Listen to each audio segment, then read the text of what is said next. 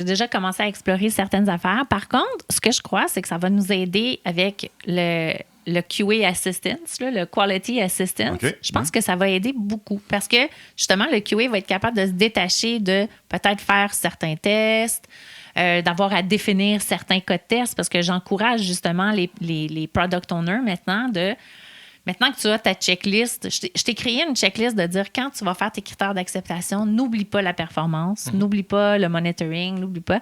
Ouais. Fait que c'est facile, même dans un chat, de faire comme OK, voici ma nouvelle fonctionnalité.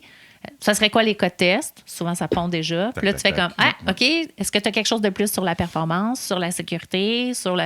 Puis là, quand tu arrives justement à ton Amigos, c'est pas mal complet. Fait que. On pourrait même participer, là. On pourrait imaginer. Ben oui.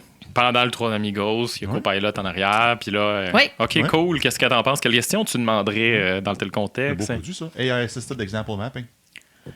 Oui. There we go. Ça y est, on se lance en Vous n'avez business. pas le droit de voler mon idée.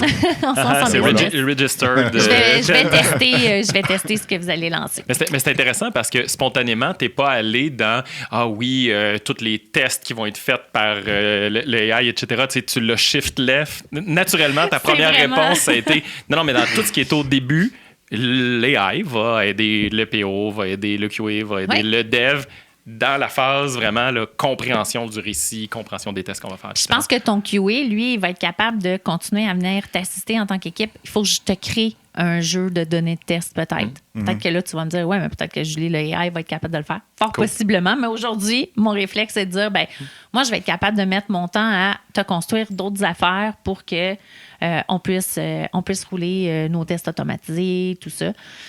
Puis, je pense que c'est sûr que ça va avoir un impact de, rendu là, si j'ai pas besoin d'être dans toutes les rencontres de raffinement, de QA Amigos et tout ça, oui, la crainte de dire, j'ai pas besoin d'avoir un QA par équipe, je pourrais avoir un QA qui supervise 3, 4, 5 équipes. Je pense qu'avec le temps, l'AI va venir nous aider sur l'assistance de ce côté-là au lieu d'attendre que ça vient d'un QA ou d'un rôle en particulier. Fait du sens. Oui.